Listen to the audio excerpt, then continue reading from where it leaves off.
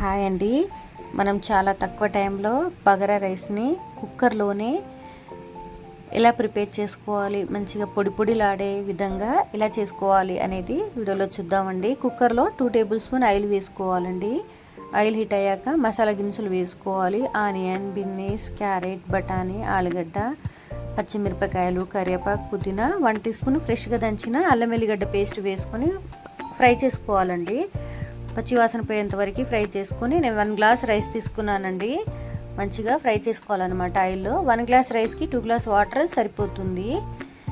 ఇప్పుడు 2 glass water వేసుకోవాలి. అలాగే ఇప్పుడు అందులో కొత్తిమీర వేసుకోవాలండి. టేస్ట్ సరిపోయేంత సాల్ట్, లెమన్ వేసుకోవాలి. ఈ టైంలో మీకు మసాలా కావాలి అనుకుంటే యాడ్ చేసుకోవచ్చండి. నేను హెల్తీగా చేస్తున్నాను కాబట్టి మసాలా యాడ్ చేయట్లేదు. మనం తాలింపులో వేసాం కదా, అదే ఫ్లేవర్ మనకి సరిపోతుందండి. 2 విజిల్స్ వచ్చేంత వరకు ఉడికించి స్టవ్ ఆఫ్ చేసేసి మనం తీసి చూస్తే పొడి పొడిలాడుతూ బగారా రైస్ రెడీ అయిపోయిందండి. మనం ఇప్పుడే సర్వ్ చేసుకుందాము. నేను లంచ్ బాక్స్ ప్రిపేర్ చేశానండి. టేస్ట్ అయితే చాలా బాగుంటుంది. మీరు కూడా ఈ విధంగా ట్రై చేయండి, మీకు తప్పకుండా నచ్చుతుందండి.